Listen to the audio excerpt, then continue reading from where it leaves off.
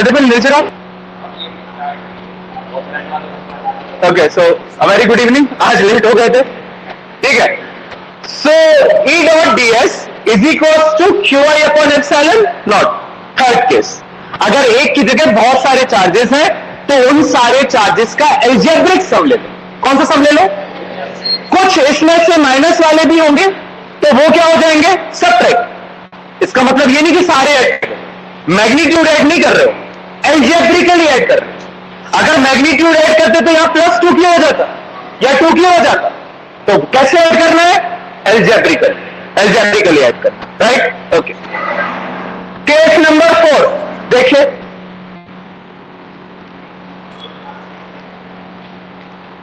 There are to surfaces, अच्छे से देखना।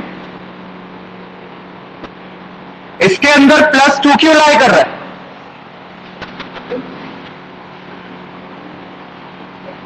इसके अंदर प्लस क्यों लाई कर रहा है? किस में से ज्यादा अमाउंट ऑफ इलेक्ट्रिक फ्लक्स निकलेगा? This is case 1, this is case 2। ∅1 और ∅2 में से विच इज ग्रेटर?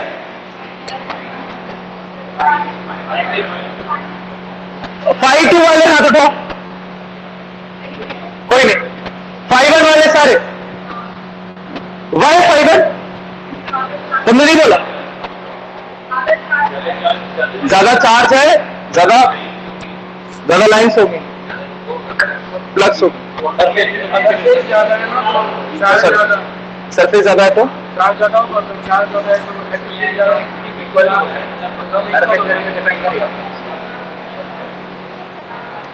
ये फॉर्मूला देखो, integration of E dot D S flux is equals to Q upon epsilon not.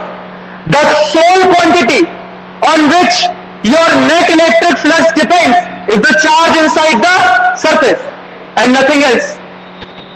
Only quantity जिस पे क्या डिपेंड करता है? आपका फ्लक्स डिपेंड करता है। वो क्या है? चार्ज, कुछ नहीं। पर यूनिट एरिया थोड़ी निकाल रहे फ्लक्स, जो तुम्हें एरिया देखना है। तुम तो total number of field lines निकाल रहे किसी भी सरफेस से। अब वो चाहे छोटा हो चाहे बड़ा, उन फील्ड लाइंस की डेंसिटी पास हो चाहे दूर, उस समय कुछ है क्या? नहीं। The concept of flux is only the total number of field lines and that is solely depends on the charge inside the closed surface. तो ये बड़ा है, ये छोटा रहने दो, but the amount of charge is greater in this surface, that's why the electric flux ∅1 is greater than ∅2। Last,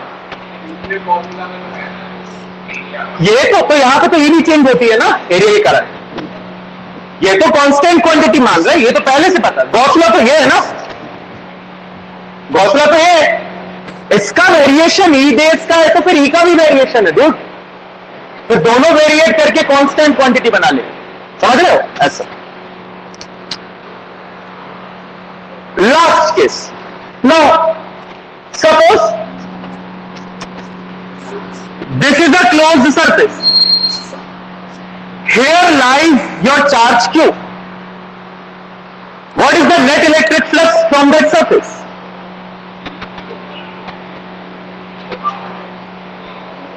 This is a closed surface जिसके अंदर कोई भी चार्ज लाई नहीं कर रहा, यहां पे चार्ज क्यों लाई कर रहा? What is the net electric flux from the closed surface?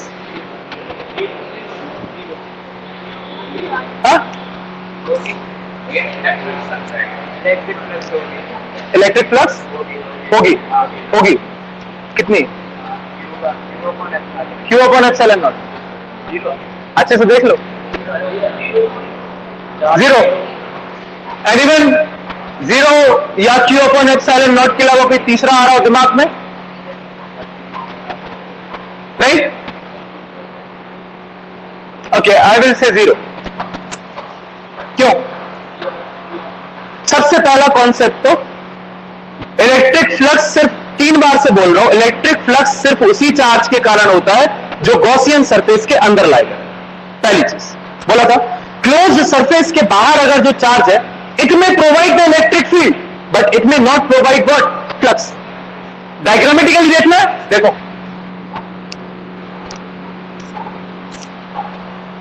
जितना फ्लक्स फ्लक्स के कारण अंदर गया उतना बाहर भी निकल गया ना। यहां से 4 लाइनें अंदर गई तो यहां से 4 लाइनें बाहर। It contributes no electric flux, the net electric flux from this surface is 0। दोनों कॉन्सेप्ट है। A charge must lie inside the Gaussian surface. D diagrammatically देखिए, these are the 5 special cases. किसी भी केस में किसी को कोई दिक्कत नहीं। लिखिए स्पेशल केस नंबर 1,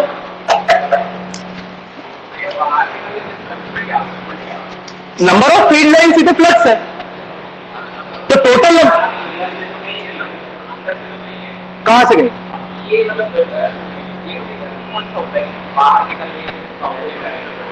तो बाहर निकल रही तो काउंट करोगे, बट अंदर जा रही है उनको भी तो काउंट करोगे। तो नेट इनवर्ड फ्लक्स और नेट आउटवर्ड फ्लक्स फिर से 0 आ रहे हैं ना। हाँ उस केस में अंदर नहीं आती तो आउटवर्ड वाली काउंट कर लेते। हाँ यस, हाँ गॉस लॉ का जो डेरिवेशन कंप्लीट किया, गॉसियन सरफेस की डेफिनेशन लिखी थी, तो फिर से गॉस लॉ क्यों डाल दिया? अरे यार वो कल का special cases number 1,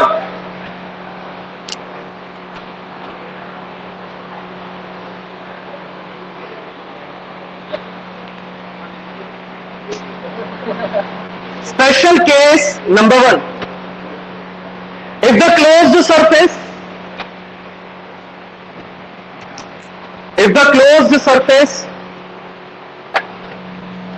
does not contain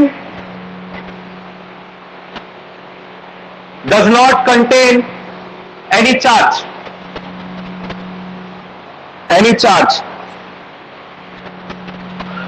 पहले 3, for q is equals to 0, contour integration of E dot ds is equals to 0, phi 0.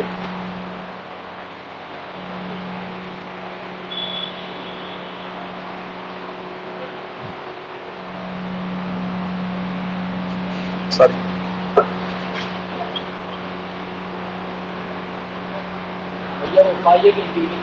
Phi नहीं, ये कॉन्टूर इंटीग्रेशन है, ये फाई है, कंफ्यूज मत होना। This is integration.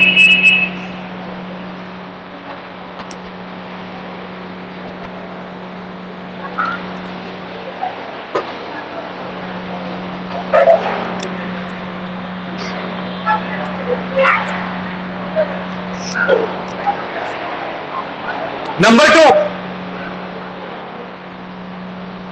if the closed surface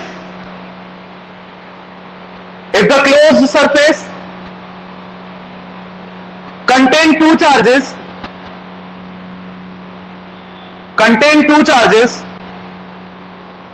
of equal magnitude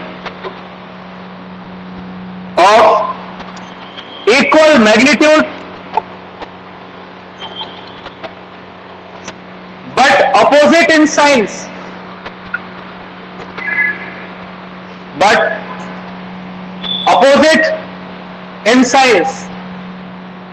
full stop, line change, net charge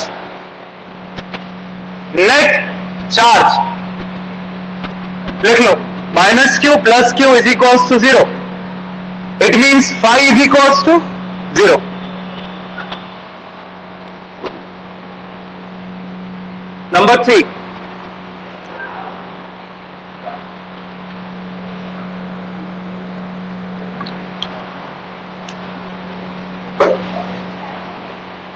Number 3,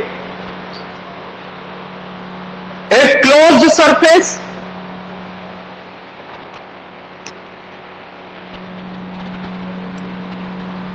has a discrete charge distribution,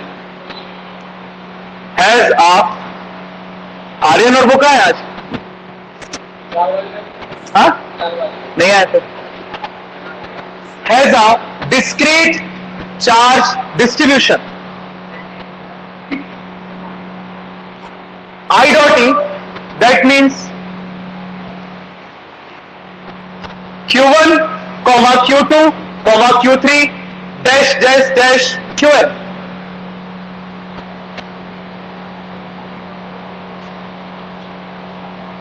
Therefore, net charge,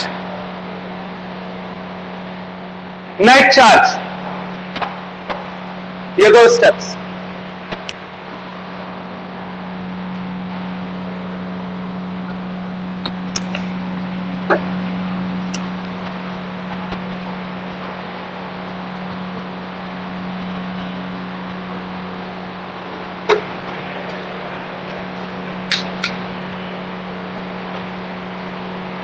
लिख लिया? It implies that, मतलब लिखना नहीं, इट इंप्लाइज दैट, एक minute, वो sign use किया जाता है.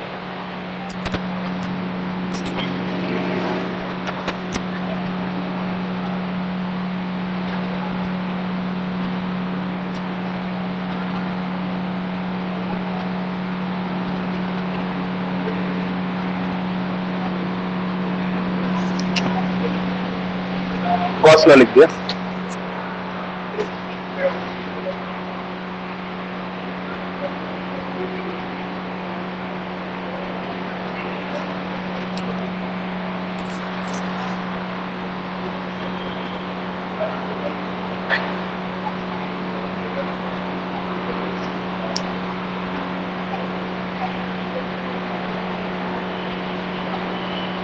Number 4,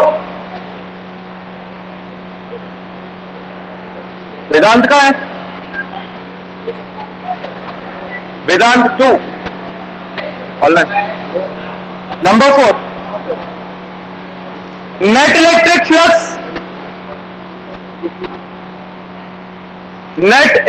flux, through a closed surface. Fourth, net electric flux through a closed surface is directly proportional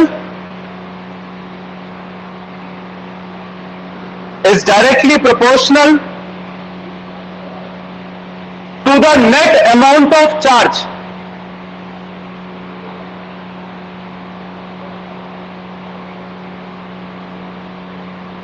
To the net amount of charge enclosed, but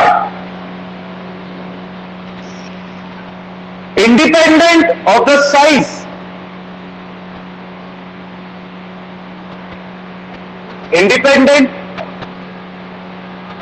size, of the closed surface.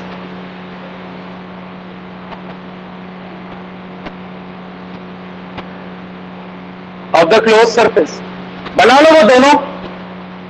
हाँ, और लिख लेना phi1 is greater than phi2. बने है ना? देखियो.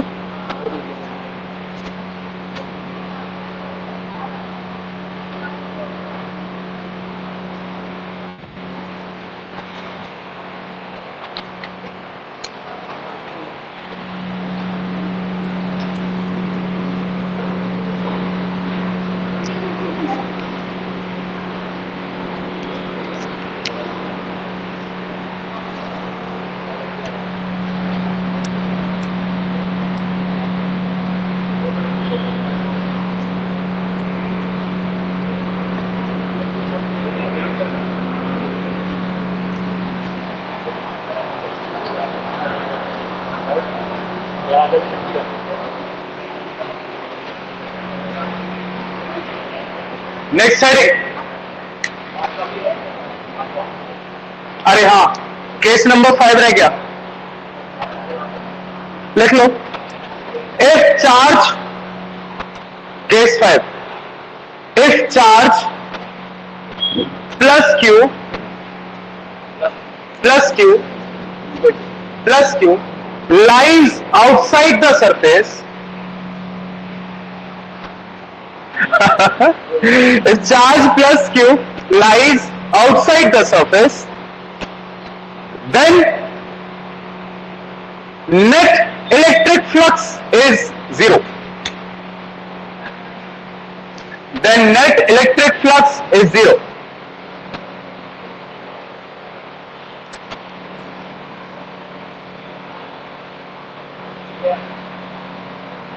बना लो तो भी जीरो अंदर होना चाहिए सरफेस। सरफेस के से नहीं निकालते, सरफेस के अंदर। हाँ जीरो जीरो जीरो, हाँ अंदर रहेगा तो फिर हो जाएगा प्लस। सरफेस के अंदर, सरफेस पे अगर लाई करेगा तो भी कंडीशन जीरो की। वैसा ही कह सकते बाहर बच जा रहे बाहर बच जा रहा, अगर अंदर भी है चाहते तो भी होगा। दोनों साथ में, हाँ साथ में, हाँ एक चाहिए या इक्वल मैग्नीट्यूड के ना हो। ओके, अब डाल लीजिए heading deduction of Coulomb's law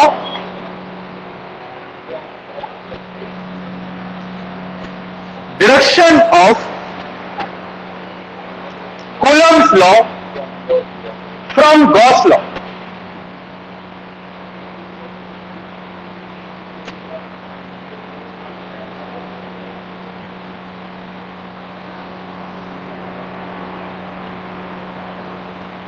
क्या प्रूफ करने जा रहे हैं? Coulomb's law. किसकी हेल्प से? गॉस। अगर 4 स्टेप में डेरिवेशन याद करना हो, देखो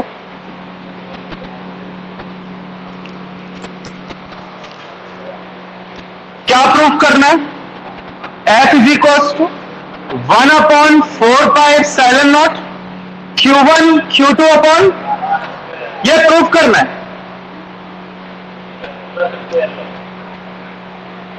क्या हुआ?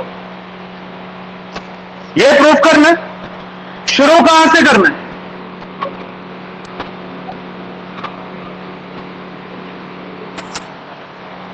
इसकी हेल्प से यह प्रूफ करना है, deduction of Coulomb's law from Gauss.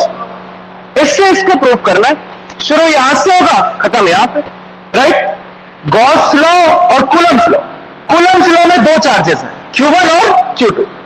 मान लो Q1 चार्ज कहां है? सेंटर पे, किसके? क्लोज सरफेस पे। I can write E dot ds is equal to Q1 upon epsilon naught, right? देखना E और ds दोनों सेम डायरेक्शन में आते थे, स्फीयर बनाया था, प्रूफ किया था, तो दोनों के बीच का एंगल कितना हो जाता था? 0।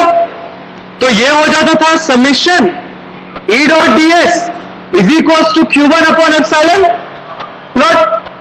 सारे के सारे सरफेस पे इलेक्ट्रिक फील्ड क्या होती है? कांस्टेंट। E को निकाल लो बाहर, integration of ds is equal to Q1 upon epsilon naught. पूरे ds को इंटीग्रेट करोगे तो surface area of the sphere that is 4πr²। तो E कितनी आ गई? 1/4πε0 Q1 अपॉन r²। आ गई। इस इलेक्ट्रिक फील्ड में अगर दूसरा चार्ज लेके आओ Q2 तो वो कितना फोर्स एक्सपीरियंस करेगा? F is equal to QE। Force experience by any charge in any electric field, F is equal to QE। अगर इस इलेक्ट्रिक फील्ड के अंदर दूसरा चार्ज लेके आते हो Q2, उस पर फोर्स कितना लगेगा? F is equal to Q2 into E। This is E, this is Q2, this is Coulomb's law. 1 2 3 4। However, this is not the concept. This is simple mathematics. Now I will explain the whole concept. लेकिन अगर proof भूल जाओ तो ऐसे याद रख सकते हो, यहां से शुरू हुए E ds 0 होता है, E को बाहर निकाला, ds का इंटीग्रेशन 4πr², इलेक्ट्रिक फील्ड आ गई। इस इलेक्ट्रिक फील्ड में कोई भी चार्ज कितना फोर्स एक्सपीरियंस करेगा? F is equal to QE। रखा, आंसर है। अगर भूल जाओ तो ऐसे कर सकते। कॉन्सेप्ट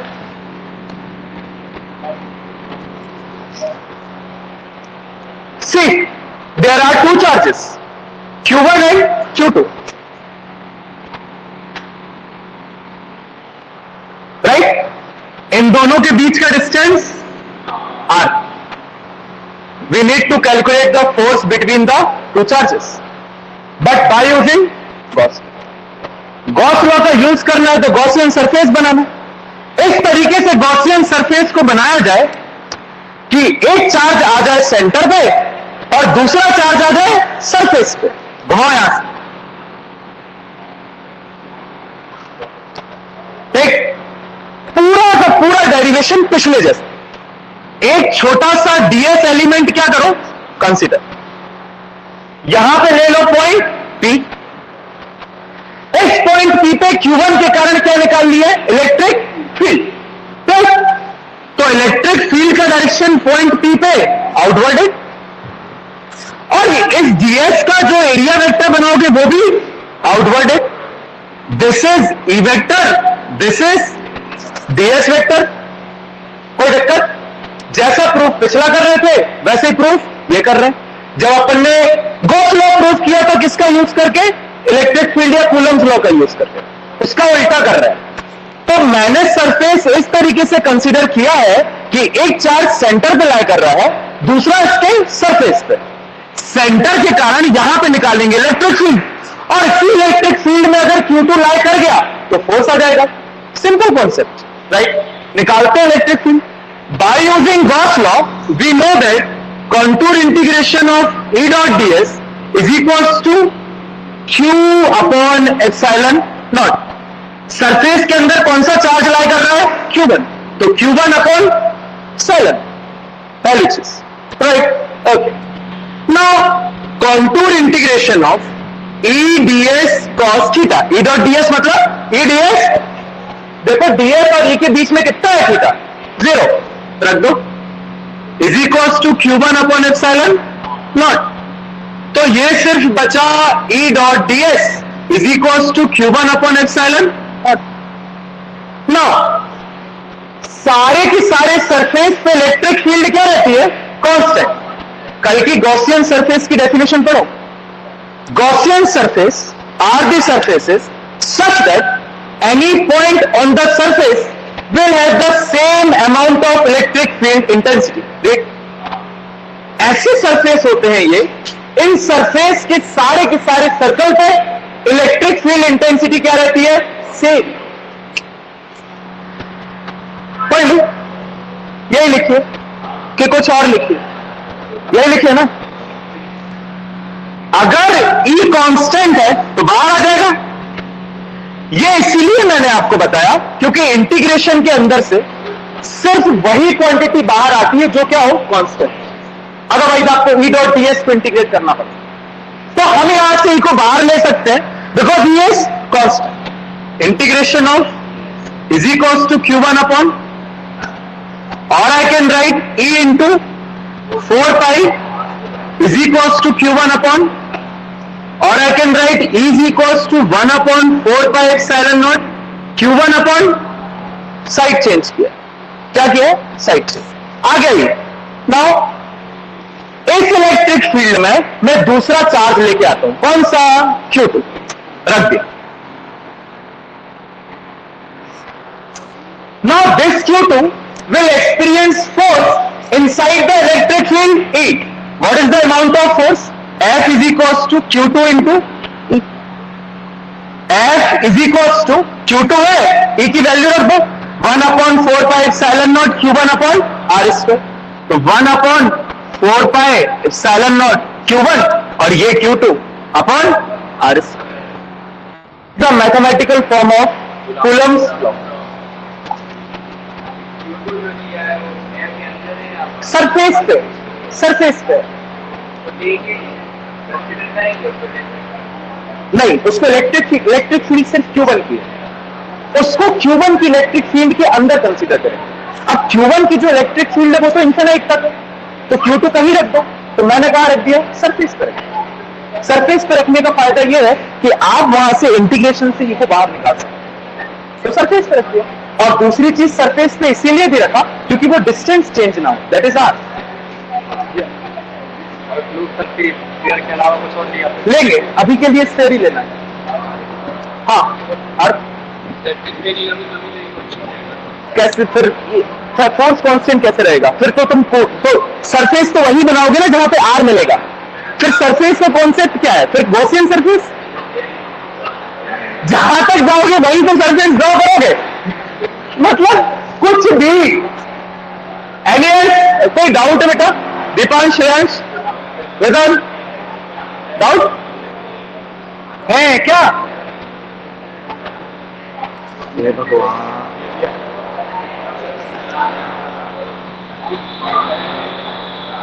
लिखिए, ये डायग्राम बनाइए।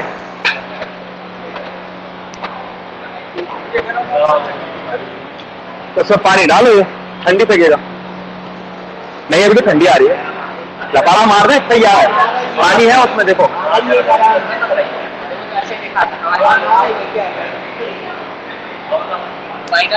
जी रखे, भरी डाल लो, भरी रखे, बस डालना है, डाल लो। जी रखे, पीछे रखे, 2 मिनट में डाल, पीछे रखे, खोल के डालो।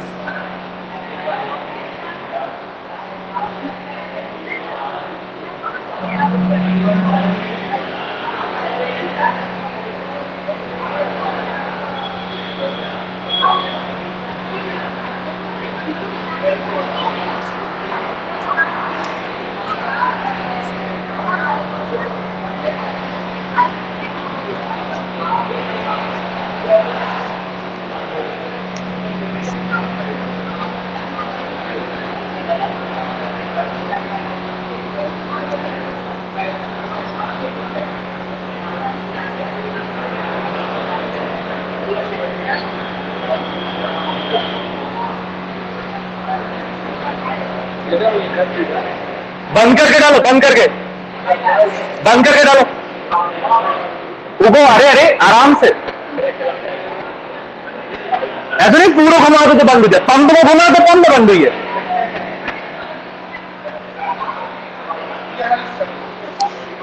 कंसिडर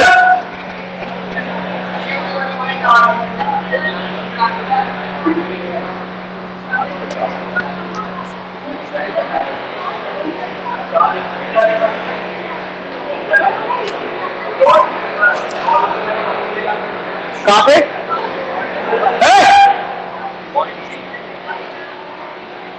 कहां पे कह रहे हो?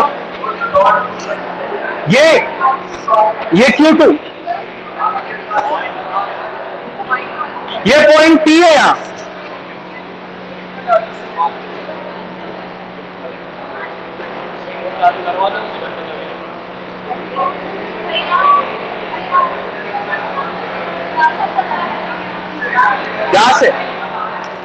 यहां से ये 4 पाई लो,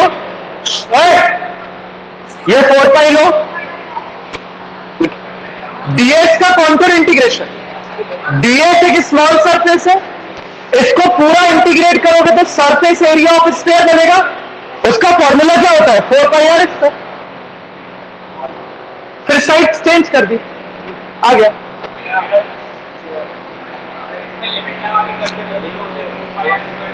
हाँ वैसे कर लेते, तो भी इंटीग्रेट करके 4 पाई आर स्क्वायर ही मिलता।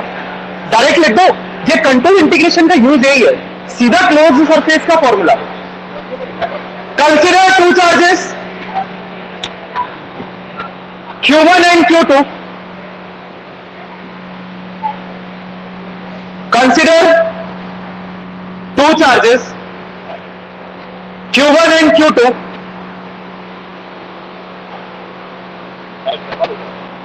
लाइट ऑन कर देना work.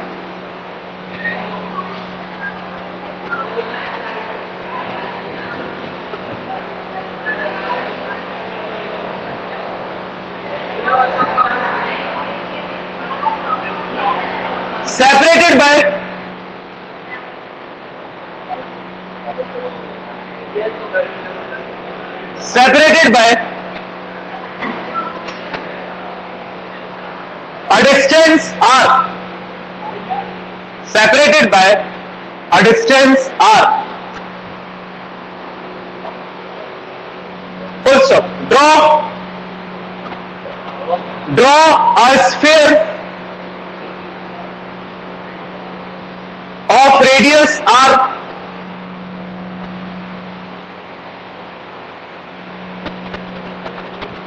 with center O,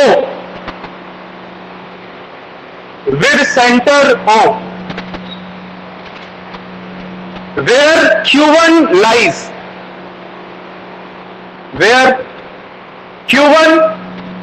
lies, full stop. This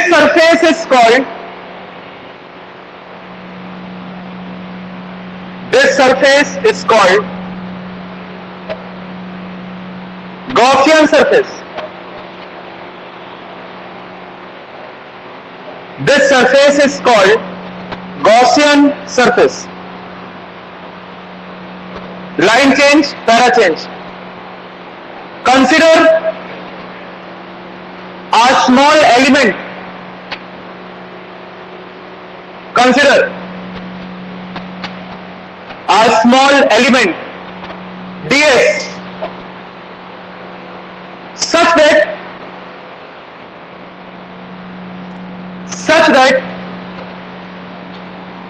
E vector and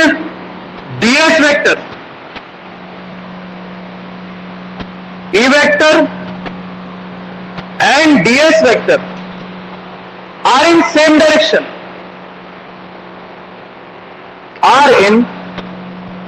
direction. Line change using Gauss law.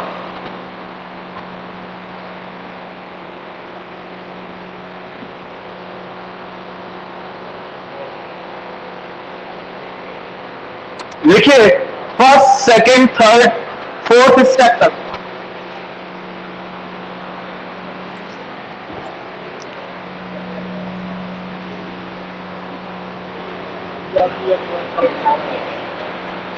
हाँ, यहां से लेके यहां तक गर्मी लग रही, हवा नहीं आ रही, खिड़की खोल ली, धूप आ रही. अभी तो ठीक है.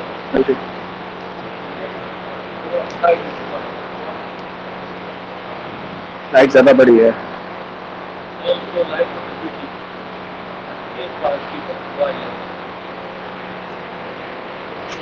जहां फोर्थ स्टेप लिखा है, लिख लिया? लिख लो.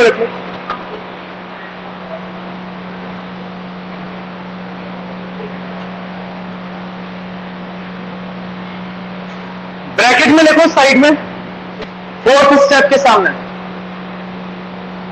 E vector is constant. इसके सामने लिखो, इसी स्टेप के सामने. E vector is constant at all points on the surface. At all points on the surface.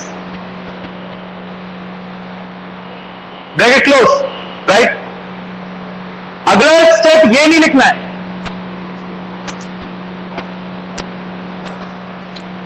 Since contour integration of ds is equals to 4 pi r square,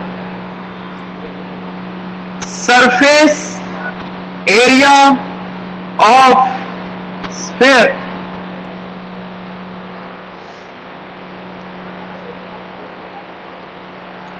उसके बाद ये दो स्टेप्स लिख लेना.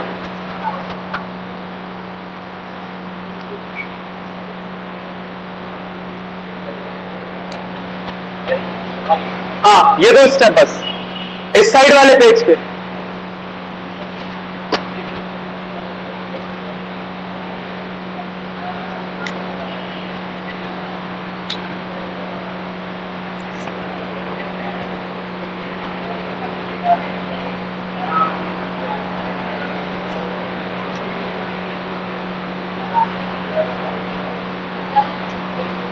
The charge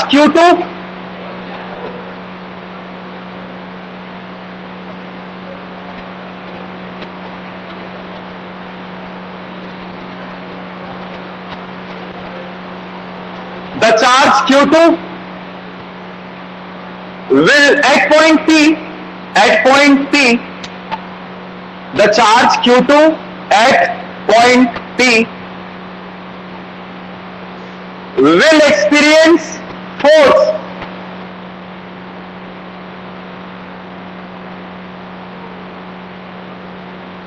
due to this electric field.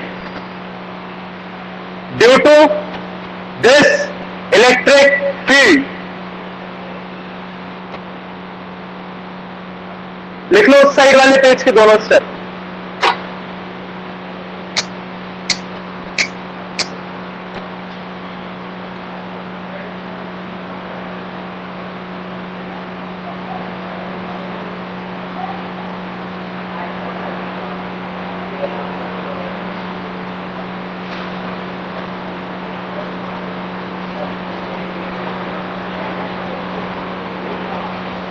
Which is the mathematical form of Coulomb's law? Which is the mathematical form of Coulomb's law?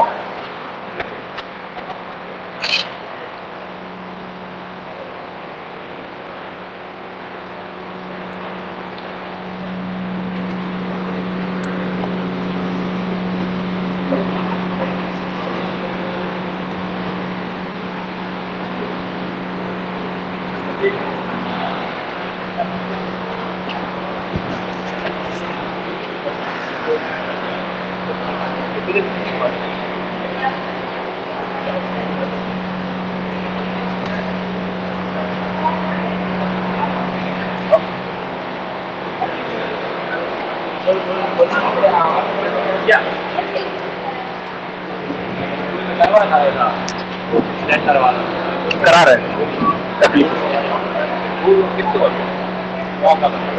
पांच applications बचे हैं Gauss law की, 2 आज, 2 कल, 2 परसों चक्कर कर।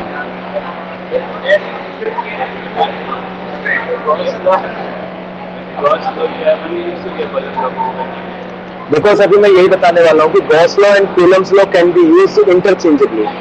However Gauss law is a more general form. Coulomb's law से कुछ कुछ इलेक्ट्रिक फील्ड निकलते हैं नॉर्मल केसेस की, but Gauss law complex cases को भी सॉल्व कर लेता है। That's why to show that Gauss law is more general we have proved the Coulomb's law from the Gauss law. तो गॉस लॉ में कूलम्स लॉ को अगर प्रूव करते तो गॉस लॉ कुछ भी प्रूव कर सकता है। Any electric field could be found out by using the Gauss law.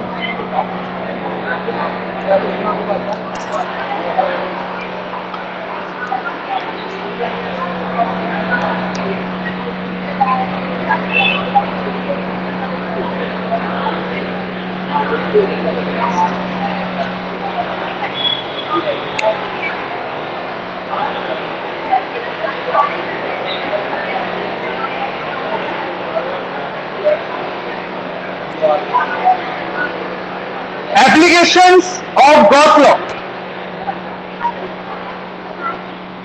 Applications of Gauss law. The most important. Again, right?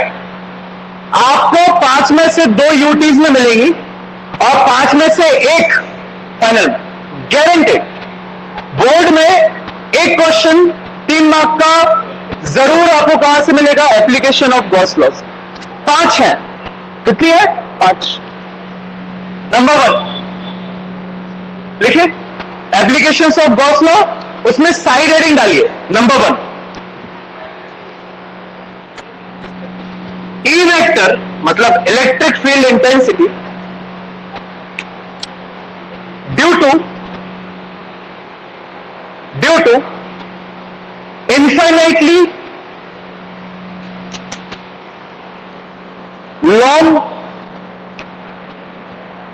infinitely long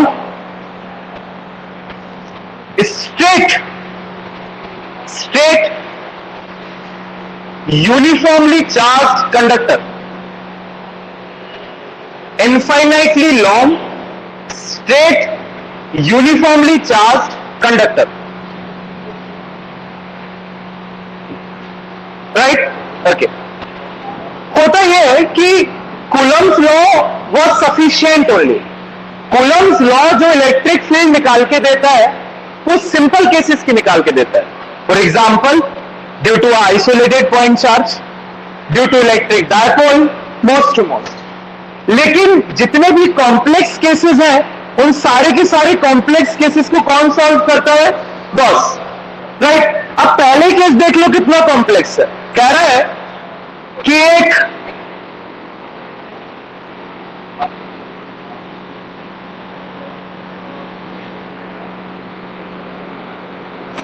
infinitely long straight conductor है। कैसे? Infinitely long एक wire ले लो, जिस wire की length कभी भी खत्म नहीं हो रही, ठीक? ऐसे वायर से कुछ दूर एक पॉइंट रखा है, पॉइंट पी। अच्छे समझ रहे, अगर डायग्राम समझ में नहीं आएगा तो प्रूफ वैसे नहीं आएगा। This is a infinitely charge conductor जिससे कुछ दूरी पे पॉइंट पी रखा हुआ है। इस पॉइंट पी पे आपको इस वायर के कारण क्या निकाल लिए? Electric field. अब ये वायर यूनिफॉर्मली चार्ज है तो ठीक है,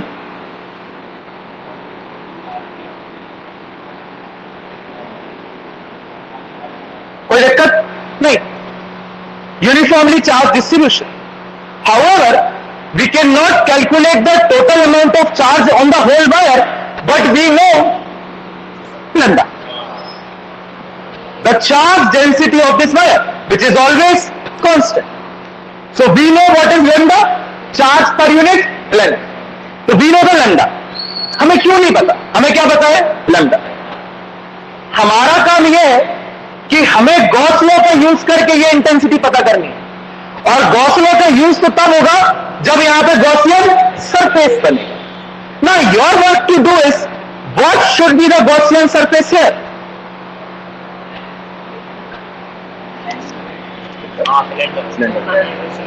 एक्सीलेंट, अनएक्सपेक्टेडली वेल। हाँ, और कोई सिलेंडर होगा?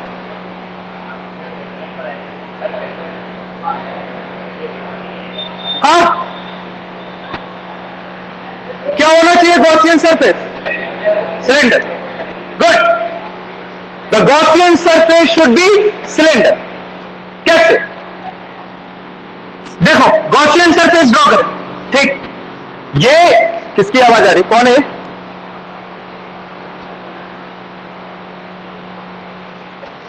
We need to draw the Gaussian surface here, right? देखिए,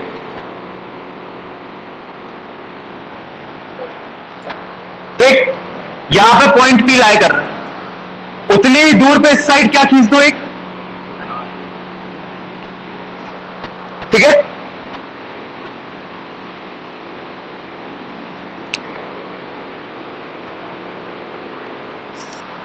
फाइन।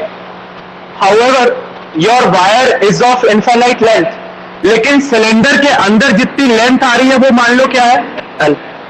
मान लो, अभी मान लो कितनी है? L.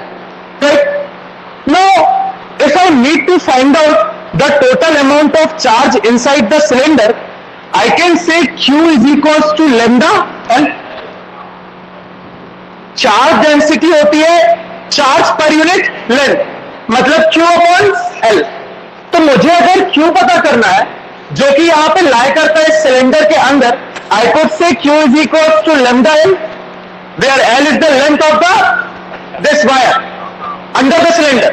So I can say total charge inside the Gaussian surface is lambda L. Is lambda L. हमेशा ध्यान रखिए आप करने क्या जा रहे हो, आप इलेक्ट्रिक फील्ड निकालने जा रहे हो, E due to this conductor at point P, जो कि कितने डिस्टेंस पे है? R। ठीक, किसका यूज करके? Gauss law, where your Gauss law says E dot ds is equals to Q upon epsilon naught। इन सारी करतूतों में आपको Q मिल गया, कितना है? लैम्डा है। We need to go for this E, we need to go for this E। Now this is the total amount of electric flux। इस पूरे Gaussian surface cylinder में कितने सरफेसेस है जहां से फ्लक्स निकलने के चांसेस है? 3। Very good. कौन से वो 3 सरफेस है? एक तो सिलेंडर का कर्व्ड सरफेस, ऊपर का ढक्कन, नीचे का ढक्कन, ठीक? 3 सरफेसेस है जहां से आपका E डॉट ds पॉसिबल है, पॉसिबल है, राइट? तो ये जो टोटल E डॉट ds है, इसको मैं 3 पार्ट में डिवाइड कर सकता हूं। E डॉट ds जो पहले सरफेस से निकलेगा, प्लस E डॉट ds जो दूसरे सरफेस से निकलेगा, प्लस ई डॉट ds जो तीसरे सरफेस से निकलेगा. This is surface 1, that is a curve surface. This is surface 2 and this could be taken as surface 3. ठीक, तीनों सरफेसेस पे छोटे छोटे एलिमेंट ds कंसीडर कर लो. आपको ds चाहिए ना, करो. This is your ds, right. यहां अगर ds कंसीडर करोगे तो यूनिफॉर्मली चार्ज वायर के कारण what would be the direction of electric field? This is your E. And what would be the direction of area vector? Same. Right? This is part 1. Part 2. Consider another ds element. जहां पे अगर positive charge के कारण electric field देखोगे तो of course की बात ही नहीं रहेगी. इस पॉइंट पे इस पूरे वायर के कारण इलेक्ट्रिक फील्ड आउटवर्डेड. बट मान लो ये सिलेंडर के ऊपर का ढक्कन है, यहां पे अगर एरिया वेक्टर बनाओ तो this would be the direction of area vector perpendicular to the surface. Yes और no? Yes. So this would be the direction of area vector. ये तुम्हारी इलेक्ट्रिक फील्ड, ये तुम्हारा एरिया वेक्टर. नीचे आओ. Consider another element ds. Electric field का direction तो change नहीं होगा. This would be your E. नीचे वाले ढक्कन से एरिया वेक्टर बनाना है perpendicular to the surface. This is the direction of ds. पहले केस में E और ds सेम डायरेक्शन में है, दूसरे और तीसरे केस में E और ds परपेंडिकुलर है. मतलब थीटा कितना है? 90. तो ये तो गया और ये भी गया. ना तो यहां से कोई फ्लक्स निकल रहा, ना यहां से कोई फ्लक्स निकल रहा. क्या? नहीं. बिकॉज E डॉट ds का counter integration 0. Because cos theta is 0, theta is 90. दो केसेस तो खत्म. बचा पहला केस, राइट. पहले केस की कंडीशन यह है कि contour integration E ds cos 0, right, is equal to q upon epsilon naught. q upon epsilon naught को लिख सकता हूं मैं लैम्डा l अपॉन एप्सिलॉन. यहां से 0 हो गया तो 1 बचा. सिर्फ क्या? यही बचा. Electric field is constant over all the curved surface because it is a Gaussian surface. Gaussian surface पे इलेक्ट्रिक फील्ड क्या रहती है? Constant. I can take out E vector बाहर, अंदर ds का integration is equals to lambda l upon epsilon naught. Right. ds का integration मतलब ये वाला एलिमेंट इस वाले एलिमेंट को पूरे सरफेस के लिए इंटीग्रेट करोगे तो देगा curved surface area of cylinder. इस ds एलिमेंट को पूरे सरफेस के लिए अगर क्या करोगे? इंटीग्रेट, तो ये पूरा कर्व्ड सरफेस एरिया मिलेगा. What is the curved surface area of cylinder? 2πrl. Very good. I can write E into 2πrl is equals to lambda l upon epsilon naught, or I can write E is equals to 1 upon 2 pi epsilon naught lambda upon r, क्योंकि L से L हो गया cancel. अब तुम्हारे final फॉर्मूले में L तो आ नहीं रही, तो चाहे जे इनफाइनाइट हो चाहे जे फाइनाइट हो, कोई फर्क पड़ना क्या इलेक्ट्रिक फील्ड पे? नहीं. इसीलिए मैंने कहा था कि मान लो कि लेंथ कितनी है L, क्योंकि मुझे पता था कि फाइनल में नहीं आए. बिल्कुल नहीं है, ले लो. अब तो मुझे पता पड़ गया तो तुम भी ले लेना. So this is the final formula. और you can write 1 upon 4 pi epsilon naught 2 lambda upon r, क्योंकि 1 अपॉन 4 पाई एप्सिलॉन नॉट की न्यूमेरिकल वैल्यू तुम्हें पता है 9 into 10 power 9. तो इस फॉर्म में लिखिए. This is the electric field.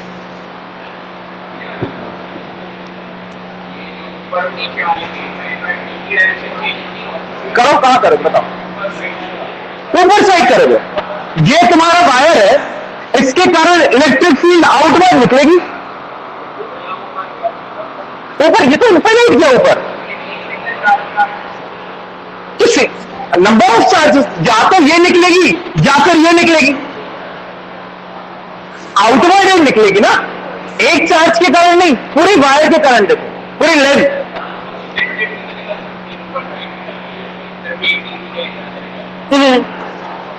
वो वाला केस ध्यान है जो अपन कॉन्टिन्यूअस चार्ज डिस्ट्रीब्यूशन पढ़ रहे थे। अच्छा, उसमें तो कॉन्टिन्यूअस चार्ज डिस्ट्रीब्यूशन में आपका अगर एक वायर है तो उससे परपेंडिकुलर डायरेक्शन में इलेक्ट्रिक फील्ड निकलती हैं। तो यहां से परपेंडिकुलर डायरेक्शन इस वायर का यही है, इस वायर का परपेंडिकुलर डायरेक्शन यही है। कंडक्टर से इलेक्ट्रिक फील्ड परपेंडिकुलरली निकलती है ना, तो यहां से परपेंडिकुलर ये थोड़ी हो सकता है, क्या होगा, यही होगा या फिर ये होगा, राइट, ऊपर नीचे नहीं। अब ऐसा इसलिए नहीं होगा बिकॉज ये तो पैरेलल हो गया ना कंडक्टर पे। हाँ, वो स्फीयर रहता है, ये सिलेंडर है, तो सिलेंडर के कर्व्ड सरफेस से निकालोगे तो ऐसे निकलेगी इसी। हाँ, और कोई डाउट? क्लियर? अच्छे से कल एक बार लिखने के पहले फिर से देख लें, दिस इज इंपॉर्टेंट। अब देख लो, ये एक एप्लीकेशन है, ऐसी कितनी पढ़नी है? This is class 12th physics. Welcome to the electrostatics.